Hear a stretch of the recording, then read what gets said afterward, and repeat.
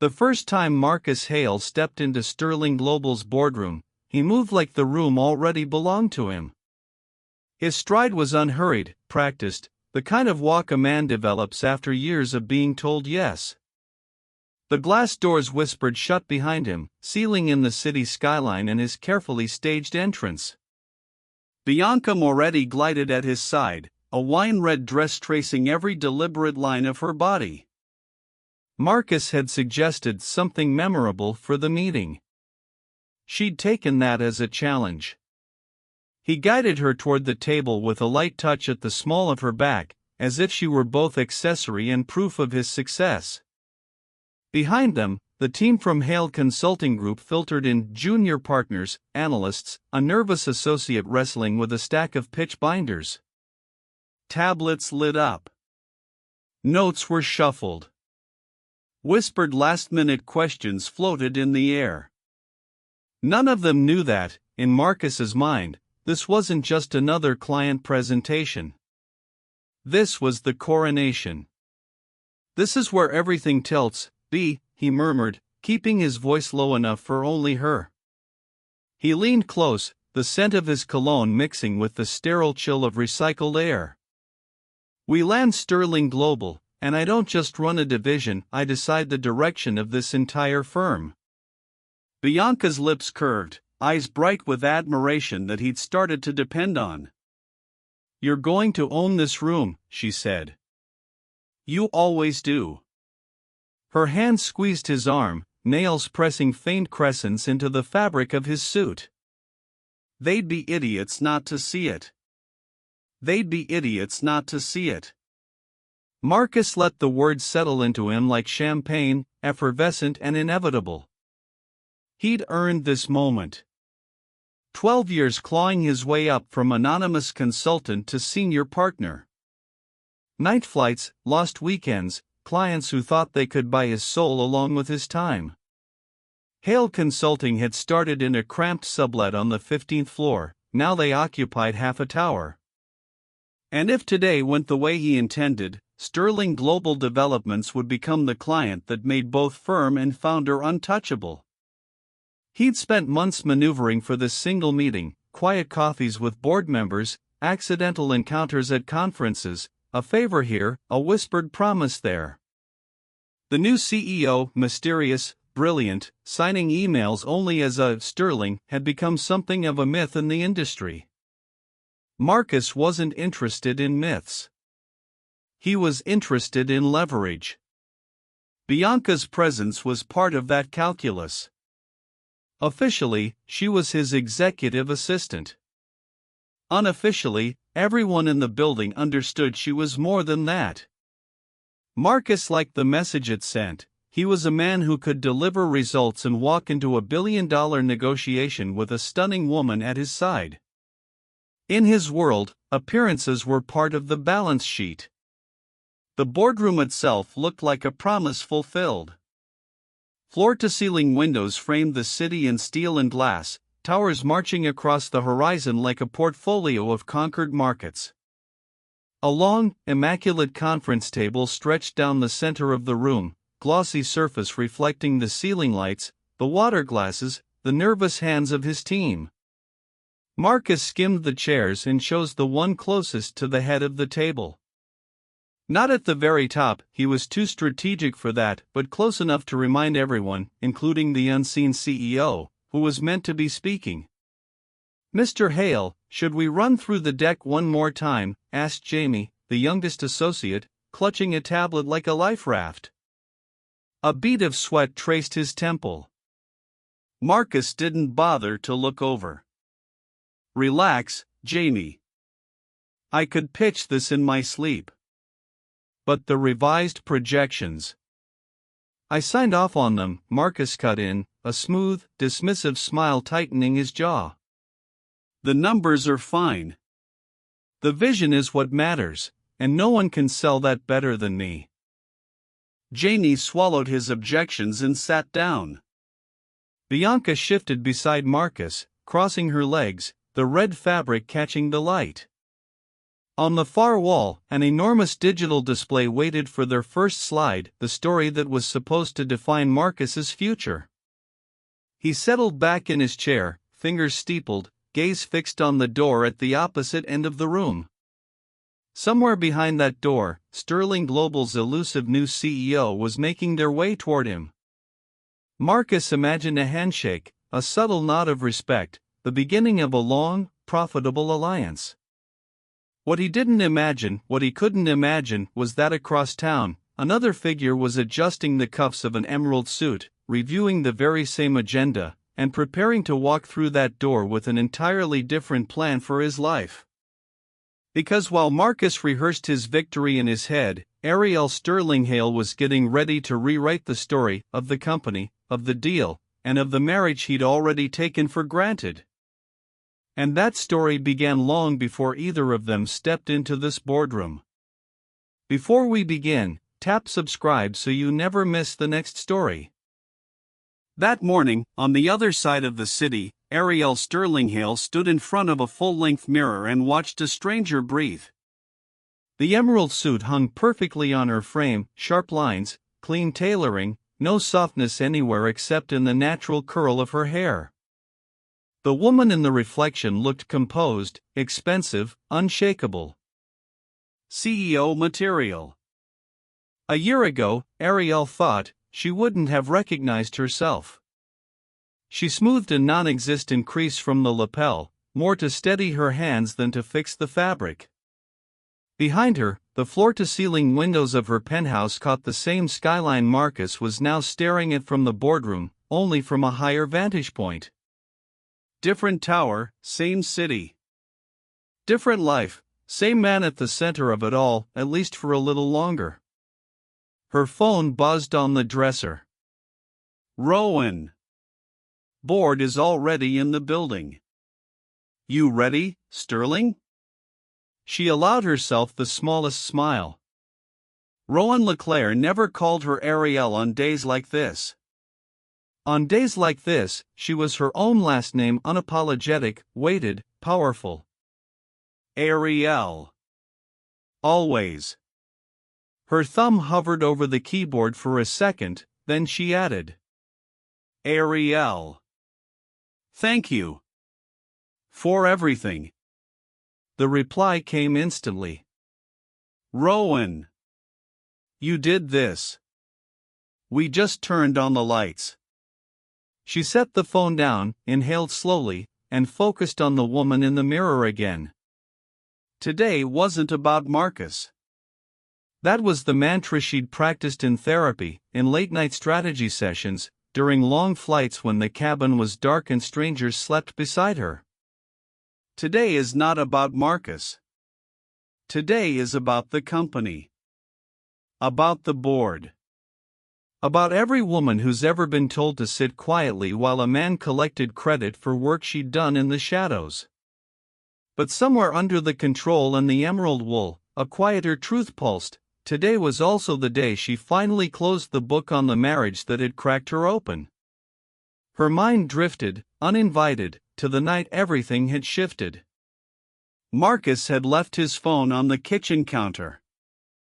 That alone was strange. He treated the device like an extra limb, always within reach, buzzing with clients and deals and people he called important.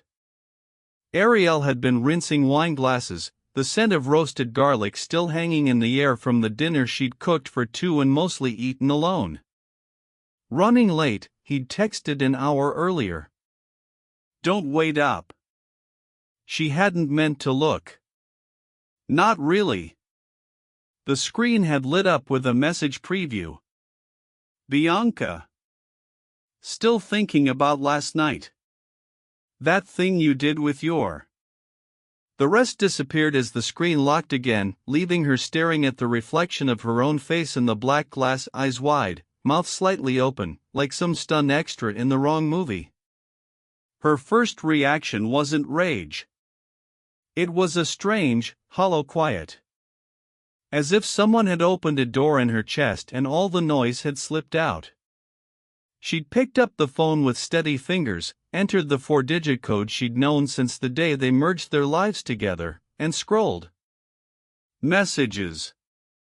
Photos. Hotel receipts. Calendar entries labeled client dinners that matched the timestamps of Bianca's "Miss You Already" texts. Ariel remembered blinking slowly, as if her brain needed time to catch up with what her eyes were feeding it. When Marcus finally walked through the front door that night, loosening his tie with the same casual arrogance he wore to bed, she didn't meet him with screaming or demands.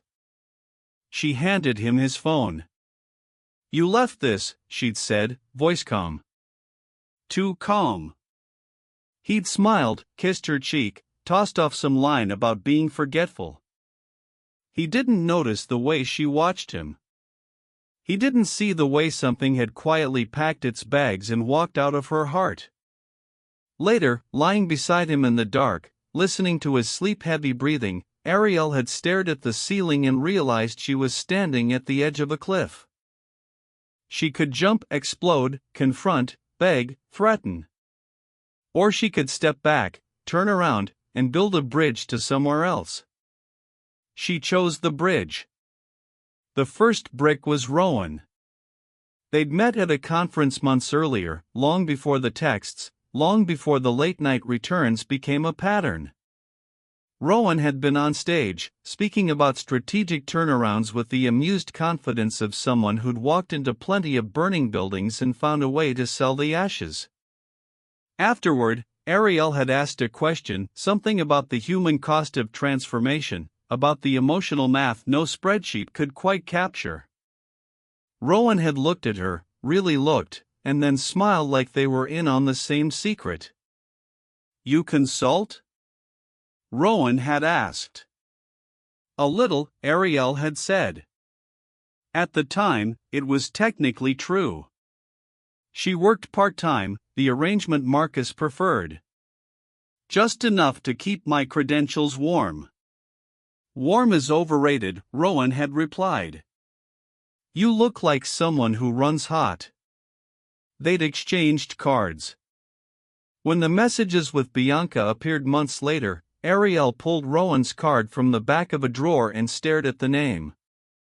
Not as a potential client, not as a lifeline, but as a mirror of something she wanted to believe existed inside herself. Ambition. Untethered to someone else's permission. She sent an email. "Rowan, if you ever mentor outside your firm, I'd like to talk. ASH." The reply came within the hour. Mentorship with Rowan wasn't gentle. It started with blunt questions over black coffee in a quiet corner of a hotel bar. "What do you want?" Ariel had given the polite answer: career growth, leadership opportunities, maybe a clearer path back into full-time work. Rowan had shaken their head. "That's what your resume wants. What do you want?" She'd paused, fingers tightening around the mug. "I want to be impossible to overlook," she'd said. The words surprised her with their sharpness. "There she is," Rowan had murmured. "Okay. If we're going to make you impossible to overlook, we have work to do." Work became a rhythm. Early mornings spent on financial modeling. Afternoons shadowing high-level negotiations Rowan invited her into as a junior consultant. Evenings rewriting case studies from her past projects so they actually reflected her ownership, not the diluted credit she'd handed to Marcus and his partners. Then came the introductions to investors, to board members, to other women who'd quietly stepped out of their husbands' shadows and never looked back. She juggled it all while still playing the role of supportive spouse at dinners, galas, firm events. She smiled beside Marcus in photos, listened to him talk about his wins, nodded when people called her lucky. She wasn't lucky. She was loading a spring. The opportunity with Sterling Global appeared on a Tuesday. The company was in the middle of a leadership crisis. The founder had retired. The successor flamed out spectacularly in a scandal the press couldn't stop chewing on. The board wanted a new face, fresh, credible, untainted. Someone who understood both operations and optics. Rowan forwarded her the confidential brief with a single line. "You're not just perfect for this. You're overqualified for what they think they need." Ariel read it twice, then a third time, pulse climbing. "You think I could really pull this off?" she'd asked over a video call that night. Rowan had leaned back, expression amused. "Ariel, you've been pulling it off in pieces for years. This is just collecting them under one title." Still, she hesitated. "What about my life?" She didn't say Marcus. She didn't need to. "What about it?" Rowan asked. "Do you want to spend the rest of it explaining why you dimmed yourself so he could look brighter in boardrooms you should have been leading?" Silence stretched between them, thick and honest. The next morning, she sent in her candidacy, under the name Ariel Sterling.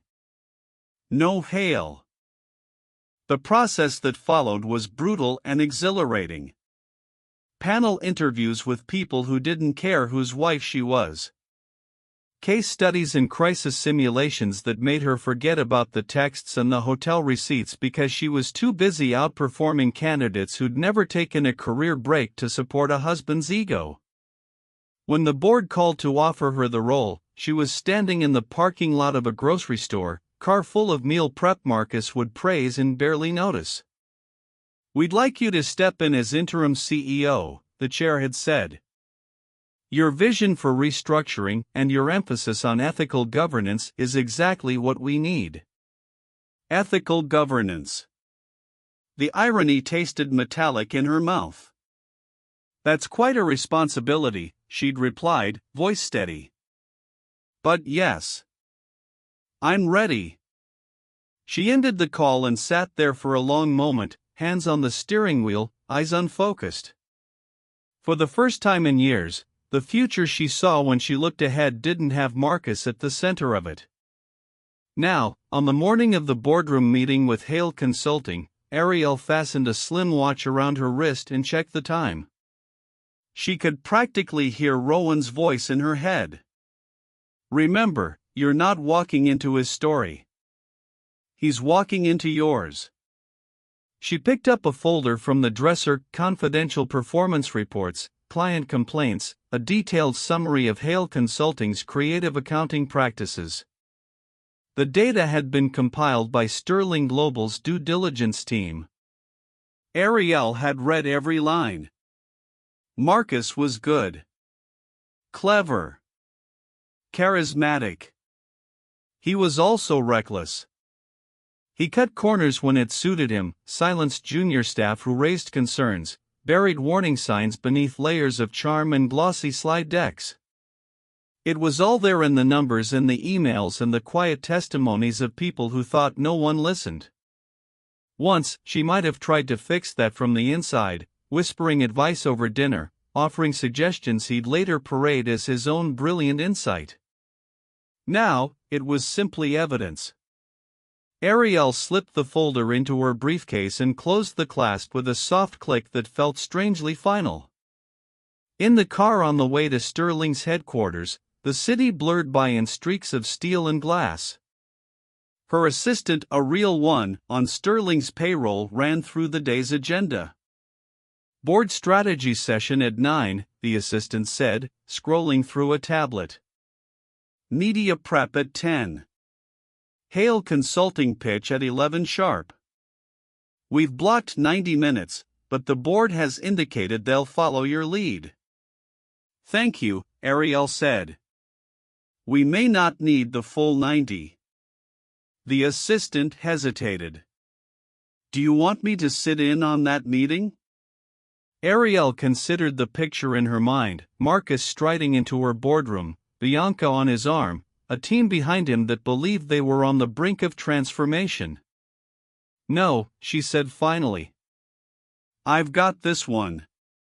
She spent the rest of the ride in silence, watching the towers grow taller as they approached. Her heart wasn't racing, it hadn't in a long time. The fear had burned out months ago, converted into something steadier, denser, like carbon under pressure. By the time the car pulled into the underground garage, she was no longer thinking about forgotten phones or whispered texts. She was thinking about shareholder value, institutional trust, the women she'd promised herself she'd mentor once she had the power to make space for them. Marcus was just context. Security greeted her by name when she stepped into the private elevator. She swiped her badge, watched the doors close, and felt the lift begin its smooth ascent. As the floors ticked by, she allowed herself one small indulgence, imagining his face. Not in triumph. Not in love. In realization. The doors to the executive floor slid open onto quiet carpet and indirect light. Ahead, the boardroom waited, long table, towering windows, the city stretching beyond like a chessboard. Through the glass walls, she could see them already, a cluster of suits, a flash of burgundy dress, the particular tilt of a man who believed the world would bend around him. Marcus had chosen a seat near the head of the table, of course. Not at the very top, that would have been too obvious, but close enough to pretend the distance didn't exist. He was talking to the woman at his side, his hand resting on the back of her chair in a familiar, proprietary curve. His team spread out along the table, arranging laptops and water glasses, unaware their future had already been decided in rooms they'd never entered. Ariel stood for a moment just outside the line of sight, watching. There was a time when that view would have hurt, when the sight of his easy smile and the way Bianca leaned toward him would have felt like a physical impact. Now, it was data. A simple confirmation that the choices she'd made had been necessary. "You're on in 30 seconds, Ms. Sterling," one of her executives murmured at her side. She nodded, shoulders straightening, expression smoothing into the calm, composed mask she'd practiced until it stopped feeling like a mask. When she stepped through the doors, the air in the room shifted. Conversation thinned, then stopped altogether. Chairs scraped softly against the floor. Ariel's heels clicked once, twice, and then she was at the head of the table, emerald suit a sharp contrast against the dark wood and navy suits. Marcus turned toward her mid-sentence, the confident smile still half-formed on his lips. It died there. Color drained from his face so quickly she wondered, for a clinical second, if he might actually faint. Bianca's eyes widened, darting between them. Jamie, the young associate, looked confused, as if he'd walked into the wrong meeting. Ariel let the silence stretch for one precise heartbeat more, then clasped her hands lightly in front of her. "Good morning," she said, voice smooth and even. "I'm Ariel Sterling, CEO of Sterling Global Developments." She did not say Ariel Sterling Hale. She didn't need to. Behind her, the Sterling executives took their places, forming a quiet wall of authority. The digital display on the wall flickered to life, showing the company's logo and, beneath it, the words, "Strategic Partnership Review." Marcus opened his mouth, closed it, then forced out, Ms. Sterling. This is unexpected." Her gaze met his, cool and steady. There was no hatred there, no visible triumph. Just knowledge. And power. "Mr. Hale," she replied. "Thank you for coming. Let's begin." She took her seat at the head of the table. Marcus sank into his, shoulders tight, fingers lacing together in a grip so hard his knuckles blanched. The swagger was gone, replaced by something brittle and fragile. Ariel opened the folder before her, the thin rustle of paper loud in the hush. "Hale Consulting's proposal is ambitious," she said, eyes scanning the first page. "Before we discuss your vision, I have a few questions about your firm's recent performance metrics." She looked up, pinning him in place. "Mr. Hale, did you hear my question?" The room seemed to shrink around him. And with that single, deceptively simple inquiry, the war she'd been preparing for in silence finally, officially, began. "Mr. Hale, did you hear my question?" The second time Ariel asked it, the words landed like a slap. Marcus jerked his gaze away from the folder in front of her and back to her face. For a disorienting second he couldn't reconcile the two images: Ariel, his wife in their kitchen on Sunday mornings, hair piled in a loose knot, laughing at something on her tablet, and this woman in the emerald suit, posture ruler straight, expression unreadable. Yes," he stammered. "Apologies. You were asking about, performance metrics." A tiny pause followed. Not long enough for anyone in the room to call it out, but long enough for Marcus to feel it. The space where she used to fill in his fumbling with a gentle prompt. She didn't move to help him now. "I asked," Ariel said, voice even, "how you reconcile Hale Consulting's claim of year-over-year growth with the fact that your actual billable revenue has declined for 3 consecutive quarters." She tapped the page in front of her. "The numbers here don't match the projections in your deck." A low rustle moved through the sterling executives along the wall.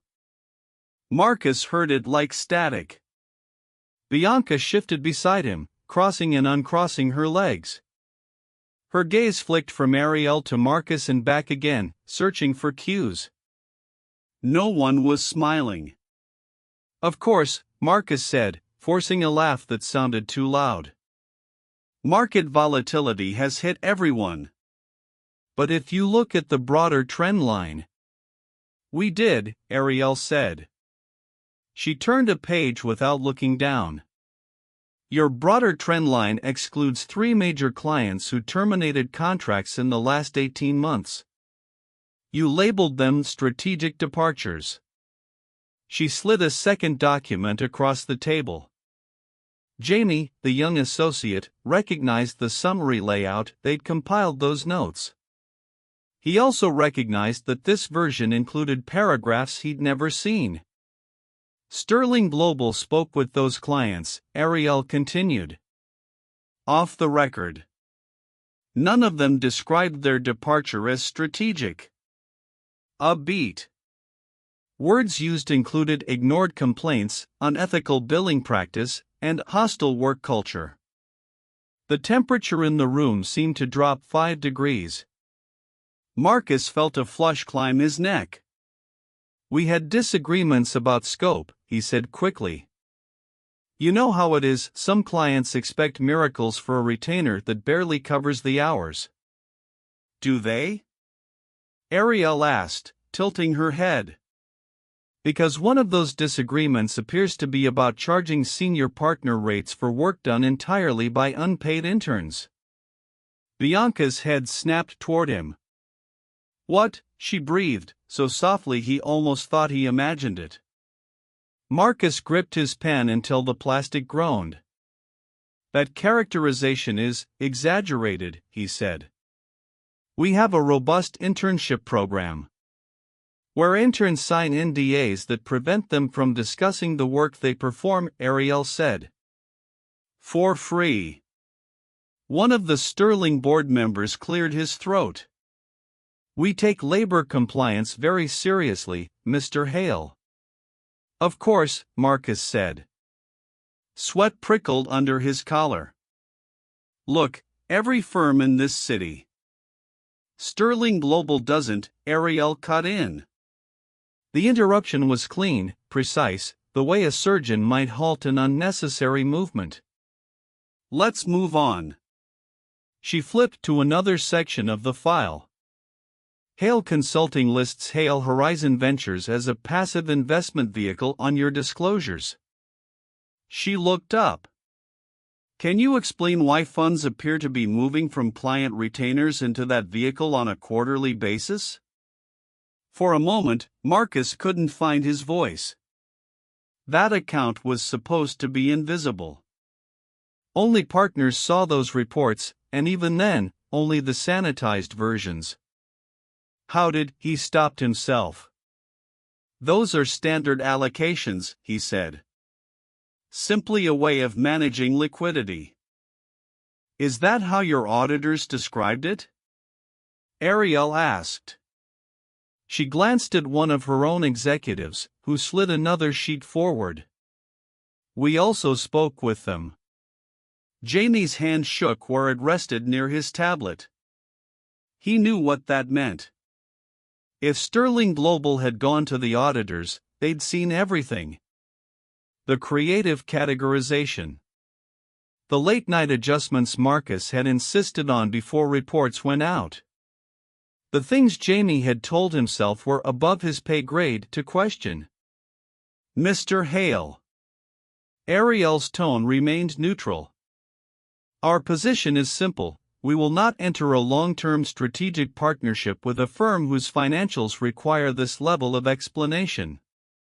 Marcus felt something fracture inside his chest. He'd expected negotiations, back and forth, maybe a demand for price cuts. Not this autopsy. He leaned forward, forcing his voice into the persuasive cadence that had closed 100 deals. Miss Sterling, he corrected, swallowing the familiarity. Let's not lose sight of the value we bring. Hale Consulting has transformed mid-tier operations into market leaders. Meridian, Colfax, the Renner Group. Meridian terminated your contract last fall, Ariel said calmly. Colfax downgraded you to project-based only. Renner is currently in arbitration over a conflict of interest claim tied to your venture arm. Marcus blinked. This wasn't a meeting. It was an indictment. Bianca's fingers found the edge of her water glass. She turned it slowly, condensation smearing under her touch. Her gaze flicked between the woman in the emerald suit and the man she'd spent months believing was unstoppable. Ariel wasn't raising her voice. She wasn't ranting. She didn't need to. Every data point she laid down was another tile in a mosaic Bianca was suddenly desperate not to recognize, the way Marcus had stiffened when the new CEO's name came up in conversation, the faint hesitation whenever he said a Sterling, as if steering around a word that might cut him. Bianca had laughed it off then. Now, as she watched Ariel regard Marcus with cool, distant familiarity, her stomach dropped. Mr. Hale, Ariel said. We've reviewed your proposal thoroughly. It's imaginative. A ripple of restrained amusement moved along the Sterling side of the table.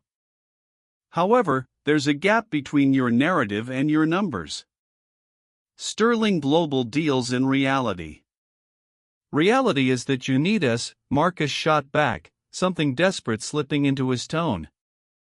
Your brand has taken hits this year. You're in transition. We can manage the optics while you restructure internally. That's what we do. Ariel's eyes didn't waver.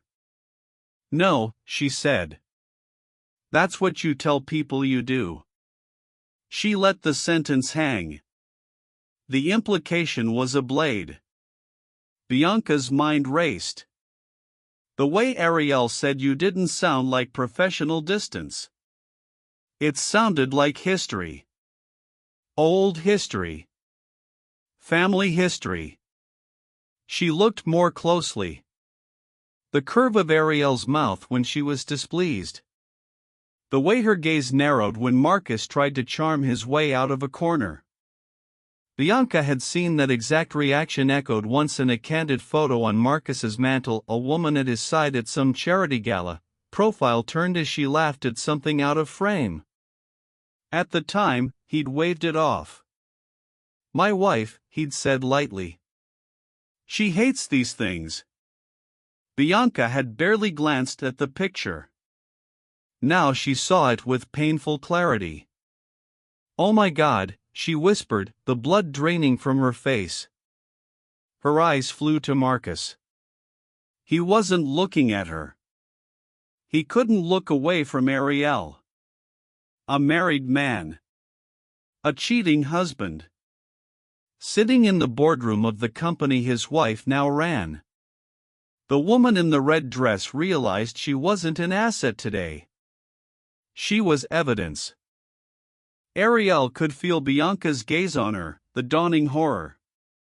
Part of her, the part that still remembered the first time she'd seen a lipstick-smudged receipt from a hotel bar, might have taken grim satisfaction in that. She didn't indulge it. This wasn't about Bianca. The younger woman had walked into a story already underway, handed a role without knowing the whole script. Ariel kept her attention on the man at the center of the table. "We've also reviewed your internal culture metrics," she said, sliding the last folder closed. "Turnover is up 27% year over year. Anonymous staff surveys describe leadership as exploitative and retaliatory. One respondent wrote, 'If you question Marcus Hale, your career is over.'" She let her gaze rest on Marcus as she said it. He looked like he'd swallowed glass. "That's taken out of context," he managed. "Is it?" Ariel asked. Silence answered for him. She sat back, hands folding loosely.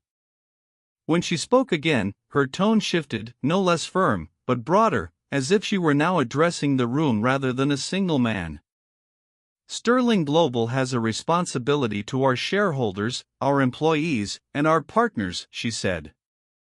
"We cannot align our brand with a firm that treats ethical boundaries as negotiable." Marcus's mind scrambled for handholds. "We can address any concerns in a side letter," he said. "You know as well as I do that every company has skeletons. You think your competitors are cleaner than we are? At least we're nimble enough to." "Mr. Hale." Ariel's voice cut through his words, crisp as breaking ice. "This isn't a negotiation." She closed the folder. "Sterling Global will not be moving forward with Hale Consulting." For a heartbeat, the room seemed to suspend. Janie exhaled so sharply it was almost a sound. Another associate's pen rolled off the table and clattered onto the floor, no one reaching for it.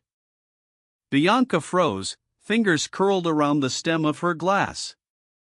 Marcus laughed, a thin, unbelieving burst. "Come on," he said. "You're not seriously, Ariel, be reasonable." He used her first name without thinking. Half the people in the room flinched, the intimacy landing like a dropped plate. Ariel's expression did not change.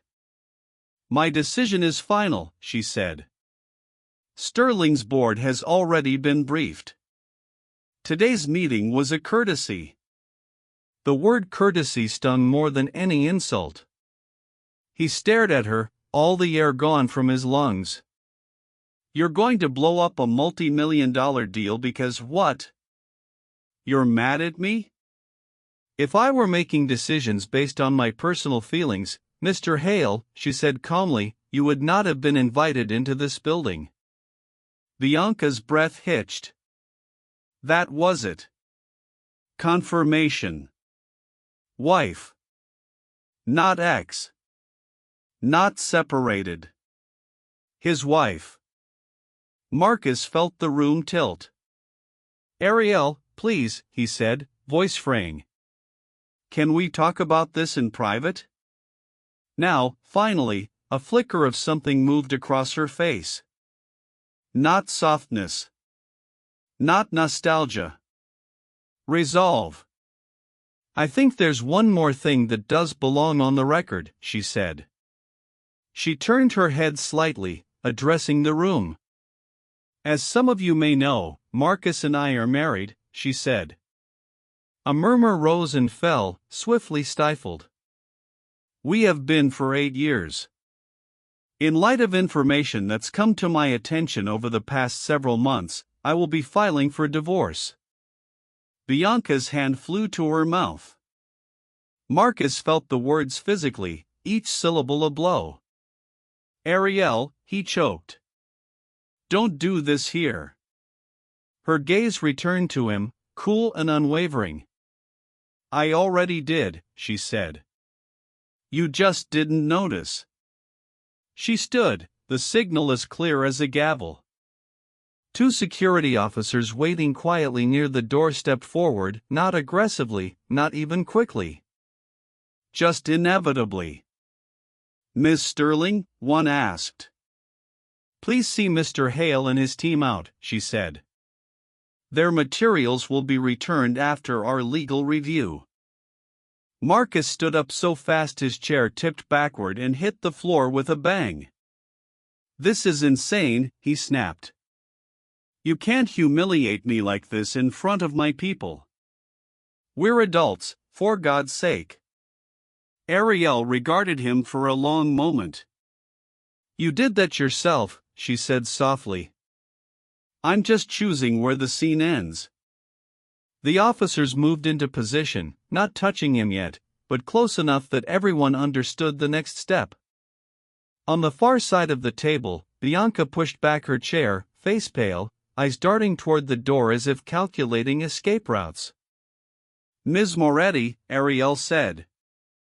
Bianca froze. When you update your resume, Ariel continued, you may wish to remove executive assistant from the experience section. The power dynamics implied there aren't accurate. Bianca swallowed hard. Yes, ma'am, she whispered. And if you're ever interested in working somewhere that doesn't require you to pretend otherwise, Ariel added, my head of HR can provide you with a list of firms Sterling partners with. Places that value your skills without asking you to trade anything else. Bianca's eyes filled. She nodded once, mute. Marcus stared at Ariel as if seeing a stranger. In a way, he was. Please, he said, one last attempt, voice cracking. Can we just talk? We are talking, she replied. We just don't want the same things anymore. She gave the slightest nod to security. Gentlemen? Hands settled on Marcus's arms, not rough, but firm. As they guided him toward the door, his team scrambled to gather laptops and binders, faces flushed with embarrassment. No one met his eyes. The last thing Marcus saw before the doors closed was Ariel reclaiming her seat at the head of the table, shoulders squared, executives leaning in as she turned her attention to the next agenda item. He felt the world he'd built around his name shudder. And then the doors shut, and his kingdom disappeared. The fall didn't happen in a single day. It just began there. In the hours after the meeting, Marcus's phone blew up. Partners, senior staff, the firm's legal counsel. What the hell happened? Barked Daniel Cho, co-founder of Hale Consulting, the second the conference line connected. Sterling's general counsel just called. They're not only rejecting the proposal, they're reviewing our past filings. Marcus, tell me this is a misunderstanding. It's personal, Marcus said, pacing his office, tie yanked loose. Ariel is making a point. The CEO is your wife, another partner demanded. Since when? Since 8 years ago, Marcus snapped. Silence. Then, flatly, you failed to disclose a spousal conflict with the most powerful prospect in our pipeline?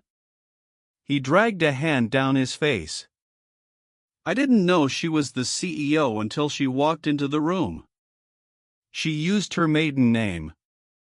This is not on me. Everything about this is on you, Daniel said. The undisclosed relationship. The auditors Sterling contacted. The interns. The venture flows. Do you have any idea what our liability looks like if they decide to make a public example of us? Marcus's stomach knotted. We'll handle it internally, he said. Give me a couple of days. I'll talk to Ariel, smooth things over. You will not contact her, Daniel cut in. From this moment, all communication with Sterling Global goes through legal. And until we get a handle on the damage, you're suspended from client-facing activity. You can't suspend me, Marcus said. It's my name on the door. That's exactly why we have to, Daniel replied. We're not burning this firm down because you couldn't keep your personal life and your professional obligations separate. Effective immediately, your keycard is restricted. HR will send the formal notice. The line went dead before Marcus could respond. He stared at his phone, pulse pounding, then hurled it across the room. It hit a framed photo on the shelf, him and Ariel at some gala years ago, his hand on her waist, her smile smaller than he remembered, and sent it crashing to the floor. The glass shattered. Bianca didn't come back to the office that afternoon. She sent a single text, "I can't do this. I'm sorry." When he called, it went to voicemail. By evening, her company email auto-replied with a bland HR-crafted message about a mutually agreed departure. Rumors traveled faster than NDAs. Within 48 hours, every major firm in the city had heard some version of the story. The senior partner who tried to land his wife's company while cheating on her with his assistant, the CEO who demolished his pitch, his ethics, and his marriage in a single meeting. Some versions added flourishes, dramatic shouting, a thrown glass, security dragging him out by the elbows. Marcus recognized none of those details, but it didn't matter. The gist was sticky enough. Invites to panels and conferences dried up. A speaking engagement he'd booked months in advance abruptly restructured its lineup. Clients who'd once taken his calls on the first ring started routing him to deputies. At Hale Consulting, the internal chat channels buzzed behind his back. He'd walk past clusters of staff and feel conversations die mid-sentence. Doors that used to open automatically when he approached now took a beat longer, someone on the other side deciding whether it was worth the interaction.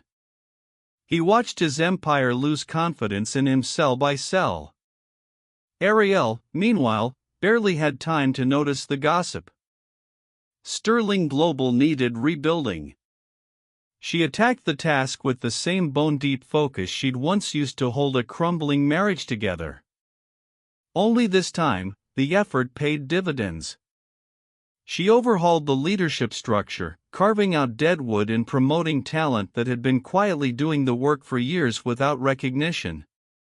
She brought in external auditors, invited whistleblower reports, and ordered a top-to-bottom review of the company's ethics policies. When the first internal memo went out outlining new safeguards against conflicts of interest, a few executives exchanged knowing looks. None of them said his name. Ariel cultivated new partnerships with firms whose records, when vetted, didn't make her stomach turn. She implemented mentorship programs, cross-departmental task forces, and an initiative specifically aimed at developing women for senior roles. She didn't talk about Marcus in those meetings. But sometimes, when a young analyst nervously pitched an idea that had clearly cost her sleep to prepare, and an older male director tried to interrupt, Ariel would hold up a hand. "Let her finish," she'd say. And something in the room would shift. Months slid by, the board's approval reflected not in flattery but in numbers, stock prices steadying, employee satisfaction scores climbing, clients returning calls with enthusiasm instead of hesitation. During a quarterly press briefing, a journalist asked about the leadership change. "Sterling Global has turned around remarkably quickly under your tenure," he said. "To what do you attribute that success, Ms. Sterling?" She considered the question for a beat, lights hot on her face, cameras trained. "Clarity," she said finally. Once you decide what you will no longer tolerate, the path forward becomes much easier to see. The quote trended on business feeds for a day. Marcus read it alone in his apartment, the lights off, the glow from his laptop screen casting hollow shadows across his face. By then, Hale Consulting was bleeding. Partners had quietly begun exploring exit options. A key client announced they were putting their contract out to bid, the corporate equivalent of telling a spouse you need space. Legal fees mounted as regulators started sniffing around the same creative accounting Sterling's team had flagged. In a last-ditch meeting, Daniel laid it out bluntly. "We may not survive this," he said. "If we do, it won't look anything like what you built." "What we built," Marcus corrected automatically. Daniel just looked at him. The official divorce papers arrived on a Tuesday. No drama. No surprise visit. Just a courier at the door of Marcus's condo, envelope in hand, signature required. Inside, clean, clinical language. Asset division already negotiated by attorneys. Dates. Signatures. Ariel's name, Ariel Sterling Hale, appeared once, in the header. Everywhere else, she was simply Ariel Sterling. He set the pages down on the table and stared at them until the lines blurred. His phone buzzed. A news alert. He thumbed it open and saw her face on the screen, photo from the press briefing, crisp suit, steady gaze. Sterling Global CEO Ariel Sterling lauded for ethical turnaround, the headline read. New initiatives position company as gold standard for responsible leadership. He read the article twice. It mentioned her restructuring plan, the transparency measures, the mentorship programs, the spike in shareholder confidence. It quoted board members praising her decisive, principled leadership and investors calling her the future of the industry. His name did not appear anywhere. Not even as a footnote. For the first time, the full shape of it settled in. The woman he'd once treated as an accessory to his career had built something towering and unassailable without him, and then risen so far above his reach that even his downfall couldn't cast a shadow on her. Marcus picked up the divorce papers with numb fingers, uncapped a pen, and signed. Somewhere across the city, in a boardroom that now belonged entirely to her, Ariel moved on to the next item on her agenda. They met in a hotel lounge 3 blocks from Sterling Global. It was neutral territory, no marble logo foyer, no security badges, no boardroom glass. Just low lighting, a piano playing something forgettable, and the faint clink of ice in glasses. Marcus arrived early and still managed to look late. He'd lost weight he couldn't afford to lose. The suit that once fit like armor now hung a little loose at the shoulders, as if it, too, had given up. His hair was longer than she'd ever seen it, silver threading through at the temples. The swagger was gone. All that remained was an exhausted kind of hope. When Ariel walked in, heads turned. Not because she was loud or dazzlingly dressed, she wore a simple navy wrap dress and a thin gold necklace, but because her presence drew focus. The hostess straightened. 2 business travelers at the bar went quiet mid-conversation. Even the pianist's hands slowed for a bar. Marcus felt it like gravity. "Thank you for coming," he said, standing too fast. His chair scraped. "I didn't think you'd, after everything." "You said it would take 15 minutes, she replied. "I can spare 15. She sat. He followed her lead, sinking back down opposite her. A server appeared, all polite smiles and practiced discretion. "Still sparkling water?" the woman asked Ariel. "Yes, thank you," Ariel said. "Lime, no ice." Marcus flinched. She still drank the same thing. His brain registered the detail like a knife sliding between old memories. When the server left, silence settled between them. Up close, she looked different. The same face, the same eyes, but the edges were sharper. Not hard, clear. He couldn't see any trace of the woman who used to pad around their apartment barefoot, murmuring edits to his slide deck at midnight. "How are you?" he tried. "You look good." "I'm fine," she said. "Let's not pretend this is a social catch-up, Marcus. You wanted to talk." "Talk?" He swallowed. "Right.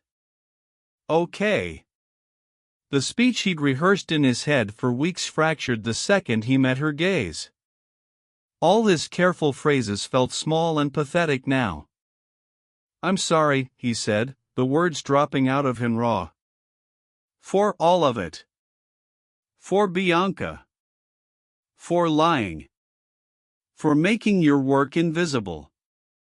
For dragging your name into." "You didn't drag my name anywhere," she cut in.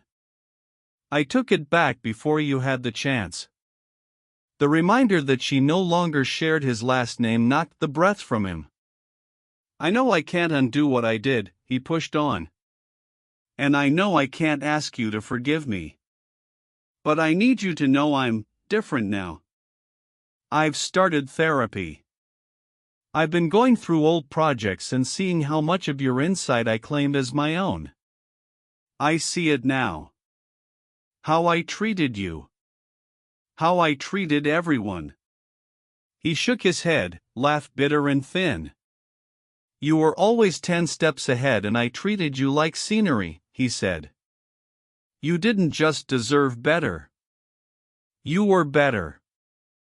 I'm ashamed of how long it took me to understand that." For a moment, he thought he saw something soften in her face. Not sympathy, recognition. "I'm glad you're doing the work," she said. "Truly." He seized on the opening. "If there's any way we can." "No," she said. The word was gentle. Final. "I'm not asking to get back together," he lied automatically. They both heard the falseness. He exhaled. "Okay, maybe part of me, but I know that's not realistic. I wanted a chance to show you I'm not the same person who walked into that boardroom." "You are," she said. "You're just looking at yourself for the first time." He flinched. They sat in silence for a few beats while the server returned with Ariel's water and left again, sensing the tension like static. "You hate me," he said quietly. "And I earned that. I just wanted to hear you say it." She surprised him by shaking her head. "I don't hate you." He looked up, confusion knitting his brow. "I don't," she repeated.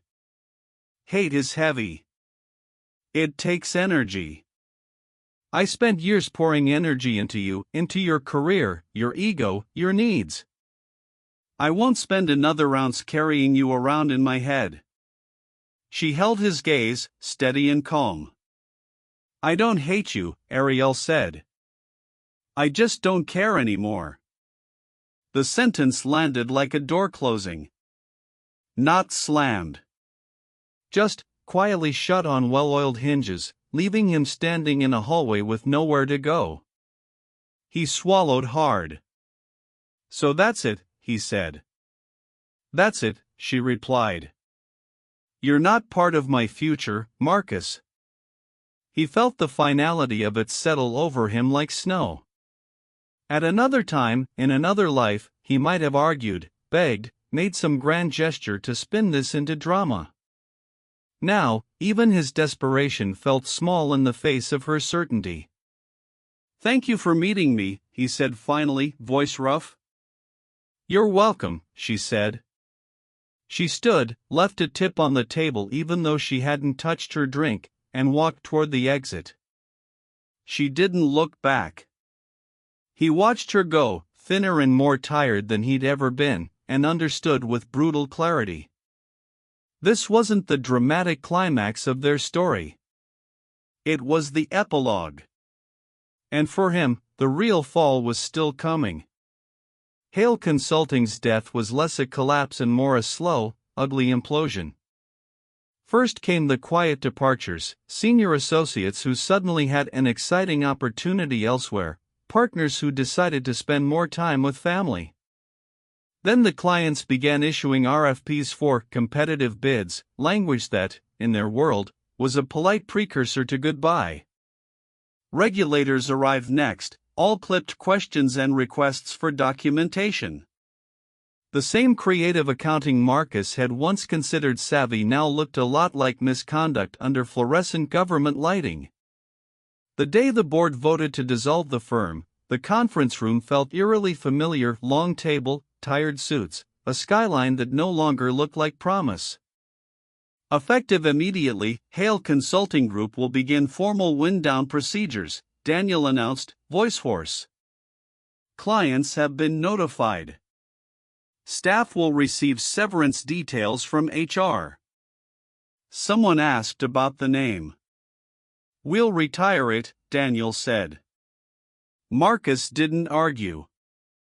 A week later, he emptied out his office. The plaques came off the wall easily. The dent in the carpet where his desk chair had sat for 12 years remained. He hesitated over one framed photo, the only one left intact after the phone-throwing incident months earlier. It was from their early days, Ariel and Marcus standing on a balcony overlooking the city, plastic champagne flutes raised. He remembered that night. They'd just landed their first big client. He'd told everyone the win was his. Her eyes in the photo held a different story. He put the picture face down in the box and closed the lid. Within 3 months, he was unemployed, uninsured, and staring at legal documents he barely understood. The firm's debts didn't all vanish with the logo, some followed the founder's home. Bankruptcy was a humiliating slog of disclosures and judgments. Every missed payment, every overextended line of credit, every strategic risk he'd taken because he assumed future Marcus would be rich enough to fix it, all of it was laid bare. Industry friends stopped returning calls. Former protégés, now in comfortable roles at competitors, sent politely worded texts saying they wished him the best. No one offered him a job. He stopped going to the bars where consultants gathered to trade war stories and humble brags. He'd walk past and catch fragments of conversation: that Sterling CEO, the Hale fiasco, don't be a Marcus, and keep walking. He'd become shorthand. Not for success. Forewarning. Ariel's name, meanwhile, became synonymous with something else entirely. The Ariel Sterling Leadership Foundation launched quietly at first, a press release, a modest website, a handful of founding grants. Within a year, it had its own staff, its own board, its own waiting list of applicants. The mission was simple and audacious: equip women to step into leadership without asking permission, especially those who'd stepped back for relationships that turned out to be cages. There were scholarships for young entrepreneurs, women with ideas but no capital, no network.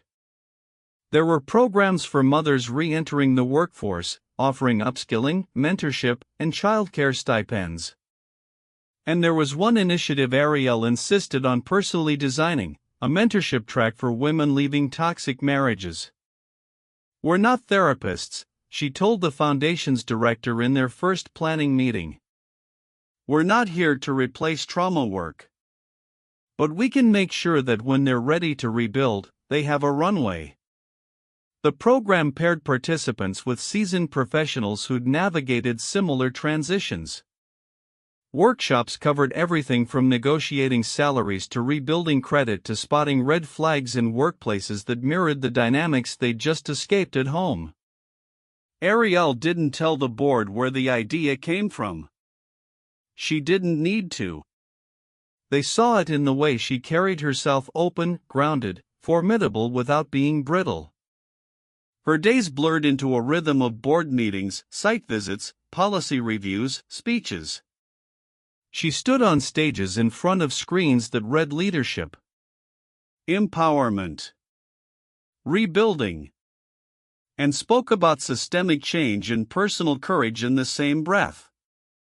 "I am not interested in being an exception," she told one packed auditorium. "I am interested in building structures that make stories like mine less remarkable." The crowd rose to its feet. Somewhere in the back, Rowan LeClaire watched, arms crossed, a small, proud smile playing at the corner of their mouth.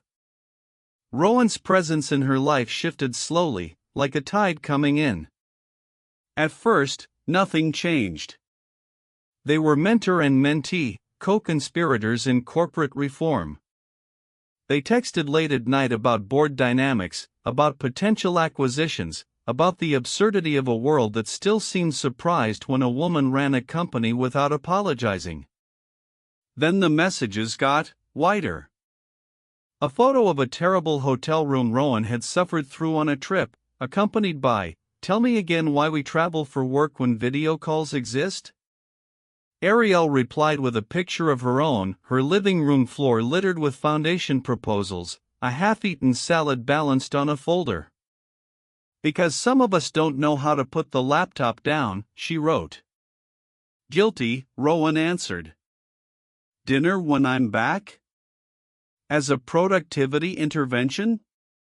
She'd stared at the screen for a long beat. "Dinner is in," she typed, then deleted. "Dinner sounds nice," she wrote instead. They met at a small restaurant tucked away from the city's usual power spots. No one there cared who was on which list or which fund owned what percentage of which company. Rowan arrived 5 minutes late, hair damp from unexpected rain, apologizing with a sheepish grin. "Got caught on a call with a board member who just discovered spreadsheets can have formulas," they said. "It's a dark day." Ariel laughed, the sound surprising her with how easy it was.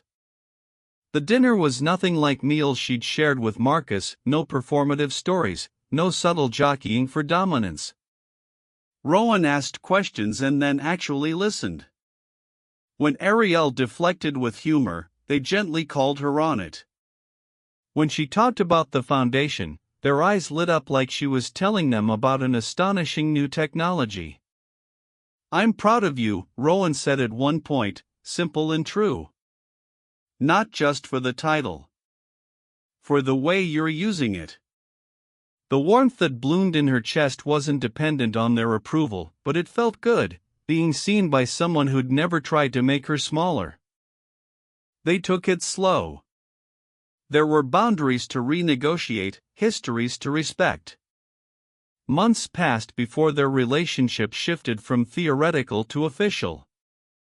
When it did, it felt less like leaping off a cliff and more like stepping onto solid ground she hadn't realized was there.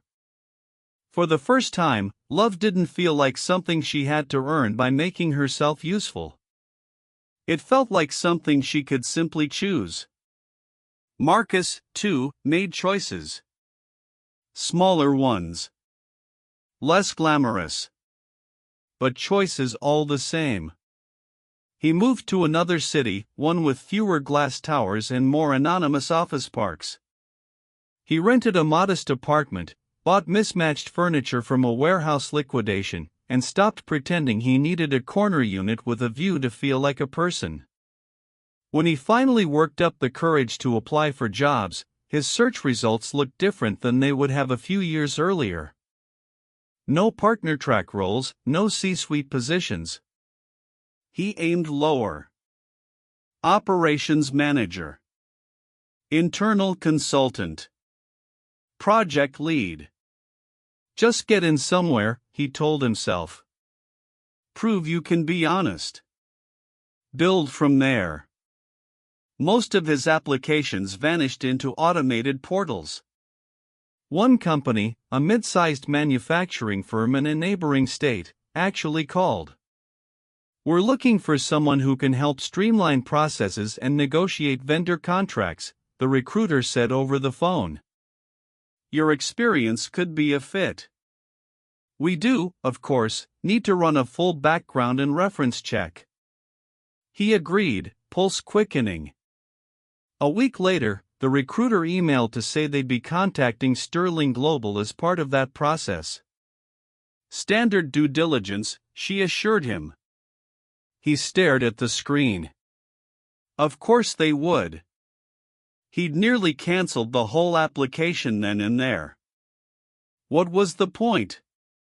If Ariel wanted to, she could torpedo this with a single well-placed phrase. Chronic integrity issues. Untrustworthy. Liability. Instead, he typed back, of course.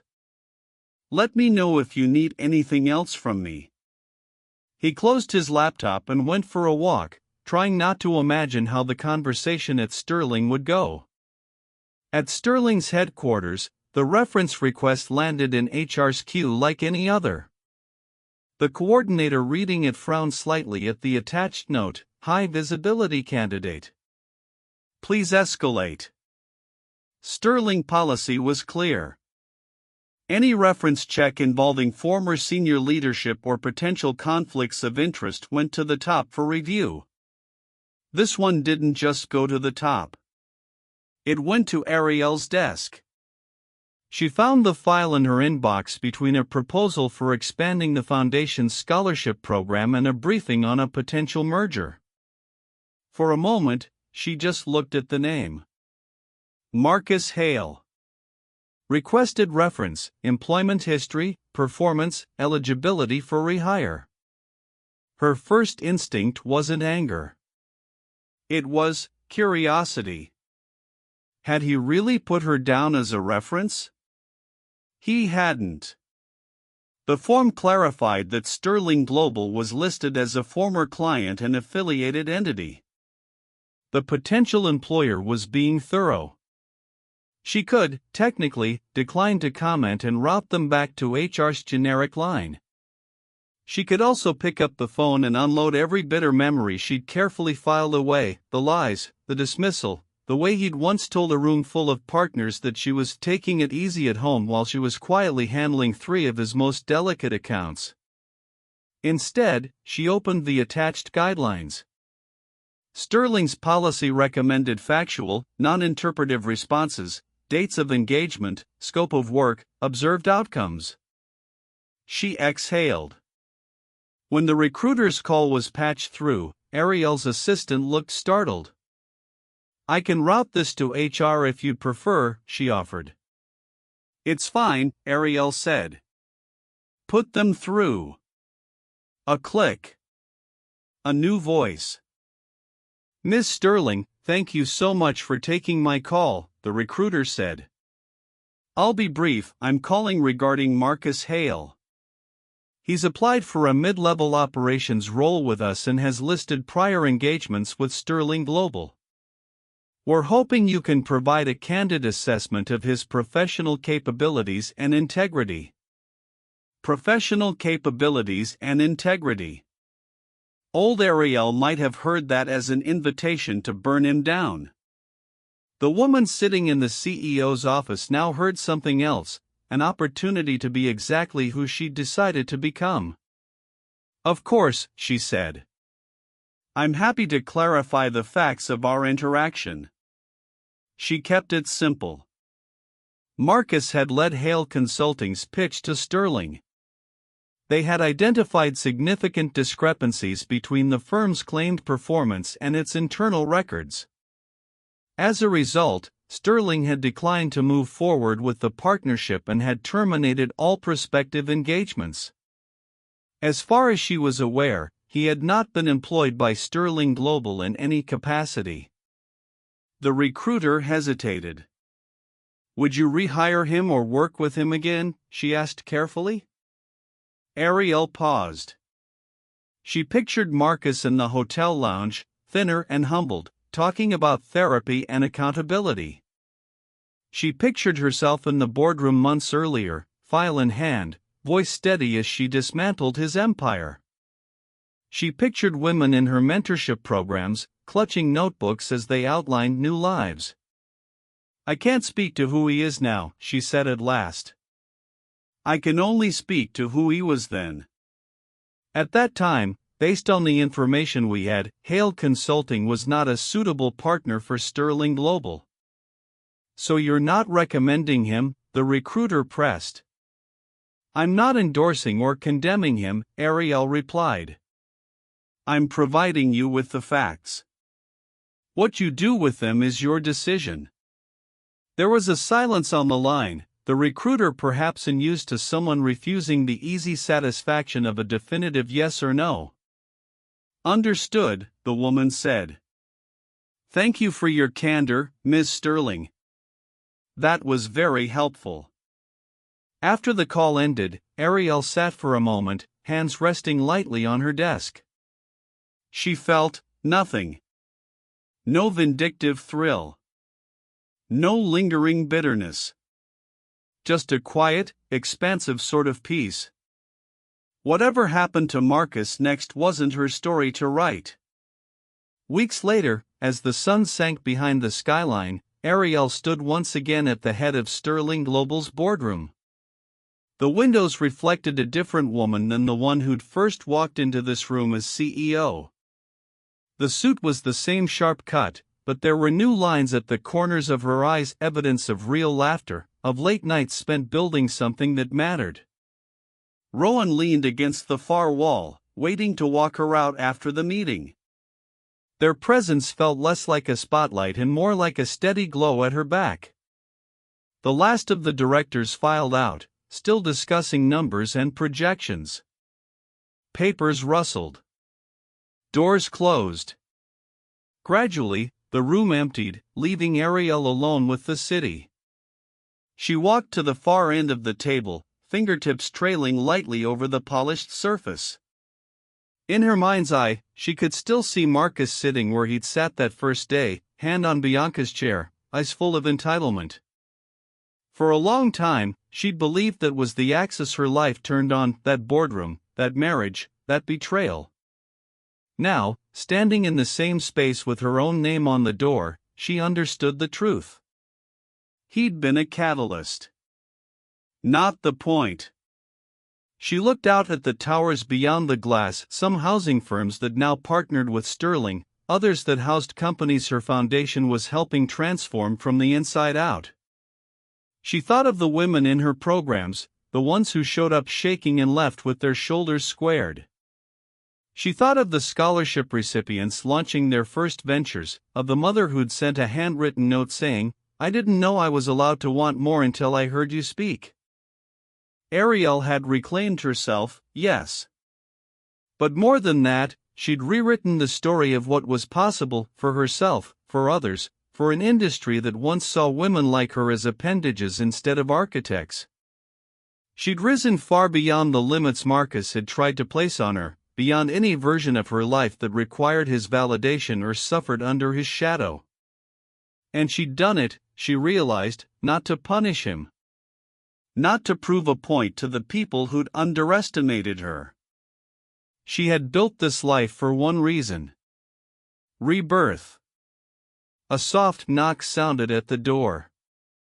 "Ready?" Rowan asked, poking their head in. Ariel turned, a slow smile spreading across her face. "Yeah," she said. "I am." She took one last look at the boardroom, the glass, the sky, the empty chair at the head of the table that no longer intimidated her because it was hers, and then walked out, leaving the past exactly where it belonged. Behind her. Subscribe before the next story drops. Comment your thoughts, and I'll see you in the next story.